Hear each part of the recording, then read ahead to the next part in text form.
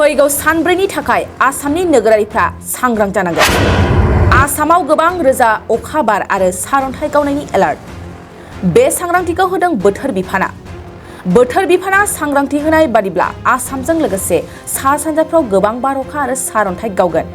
नंगौ, आसामाव देग्लाय बार अखाया एसे खमायदों होननानै सुबुंफ्रा सावरायबाय थानाय समावनो दिनै बोथोर बिफाना सांग्रां होदों।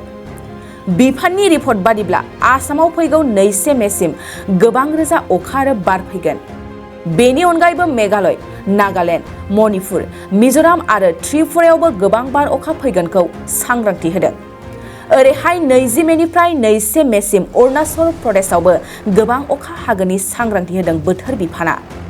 मख'नो गोनांदि गोख्रों बार अखा फैनायजों बिफां लाइफां बायनाय, मोब्लिब जेंना, दैबाना लोमसावनाय, हा खुरखानाय, सारअन्थाइ गावनायजों सुबुंफोरनि फारसे खहा जानाया आसाम रायजोनि सरासनस्रा बाथ्रा।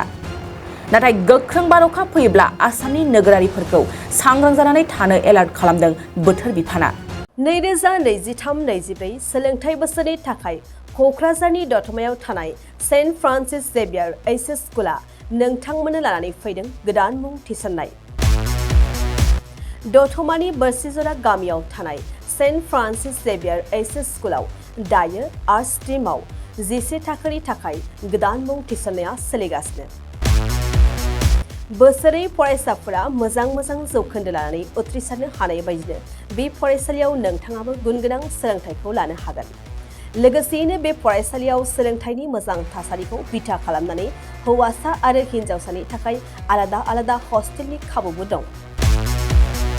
गोसो गोनां बिजाथि एबा फरायसाफोरा आर्ट्स स्ट्रिमाव 11 थाखोनि थाखाय मुंखौ सेन्ट फ्रान्सिस जेभियार एइच.एस. स्कुलाव थिसननो हागोन।